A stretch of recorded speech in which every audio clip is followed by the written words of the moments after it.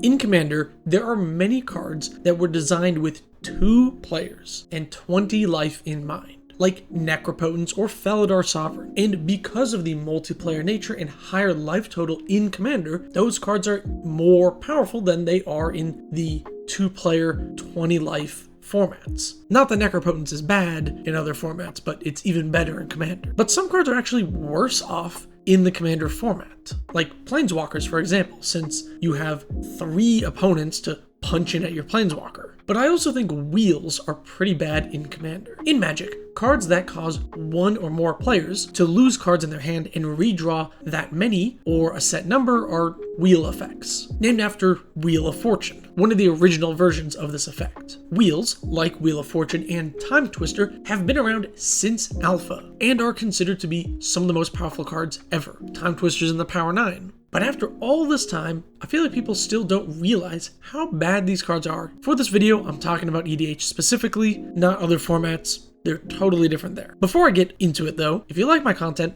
consider subscribing. It helps a lot. Okay, so in Commander, wheel effects that draw players to a set number of cards like 7, or the highest amount in hand when the spell was cast, have a problem. They're usually not card advantage. Let's say you have only 1 card in hand, Wheel of Fortune, and each opponent has 0 cards in hand. When you cast the wheel, you go +6 in cards, because you spent 1 to draw 7. But then each opponent goes +7. So in total, you are at +6, they're at +21. So if you take the difference, it's a total of -15 cards in your favor. And although it is possible that all of your opponents could have 7 cards in hand and you could have 0 and then it's card advantage, that situation is not super common in casual Commander. I'll talk about where that is more common later in the video. But for the most part, you're going to have 1 or 2 opponents that have less than 7 cards in hand, and you're going to be giving them cards. If 2 of them have 4 cards in hand, it's still +6 for you, +6 for your opponents in total, and that's already a really niche situation as well. You're rarely ever going to come out positive on the cards drawn.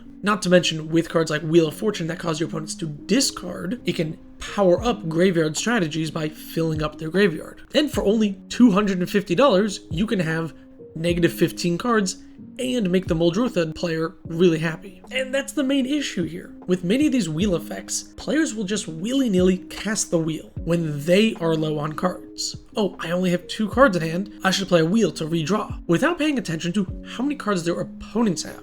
I've been in many games where I'm sitting there empty-handed and I feel like I'm about to lose, and then oops, my opponent gifted me a new hand, and boom, I win next turn. And card draw that more often than not becomes card disadvantage is terrible. You wouldn't play a card that sometimes drew you 2 cards, but then sometimes drew your opponent's 10, or maybe you would. I don't know you like that. But this is why I almost never play wheels in my casual decks. Though there are a few scenarios where wheels are fine, I'll talk about that later. And look, back in the day, you might say all red decks or mono white decks need wheel effects so they can keep up on cards. But this isn't really true anymore. There's lots of card draw engines these days that any deck can use. Look at Chameel, the Inner Sun from Ixalan. This is colorless, so it goes in any deck, and at worst it draws a card every turn or casts a spell for free. Crazy card advantage engine that can go in any deck. Plus you also have the One Ring as well, which is amazing card advantage. But Con, you say, those are really pricey. Well, honestly,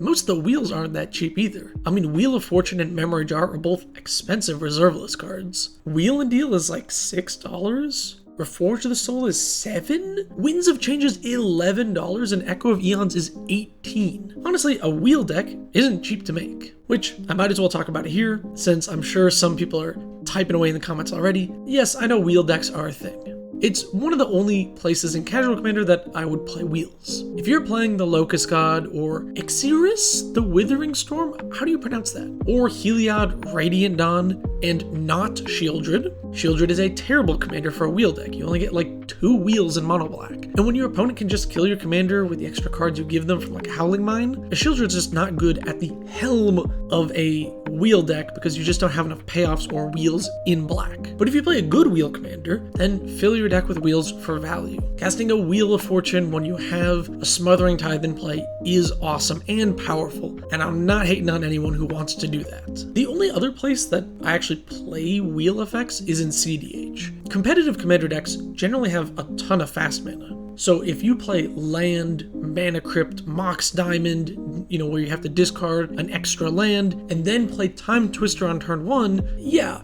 that's pretty powerful. You got to ramp really far and then force everyone to take just a probably bad mulligan. It can be really strong to dump your hand and go back to 7 on turn 1 or whatever when your opponents still have 6 or more cards in hand. That's where wheel effects are really powerful. But most casual commander decks do not play Chrome Mox or Mox Diamond or Mana Crypt or any of these dump your hand fast mana pieces. And because of that, you're probably not going to empty your hand that much faster than your opponents. So if you're playing wheels or thinking about playing wheels, here are some budget card draw cards you can play instead. Tireless Tracker is an amazing card. If you play it early game, you can just play a couple lands, farm up 5 or more clues, and then after a board wipe, if you're empty-handed, cool, crack a clue here, crack a clue there, and you're good to go. And later in the game, it's still good. You play your Tireless Tracker, you play a land for turn, you immediately sacrifice it, and boom, you get another card. If you're making lots of small creatures, Mentor of the Meek is a classic mono-white card draw card. Lifecrafter's Bestiary is also good if you're casting many creatures in a turn. Plus, over time, that scry does add up. If you're going wide, Oran Frostfang or Biden of Thassa are great ways to draw cards. Although I think the new Indomitable is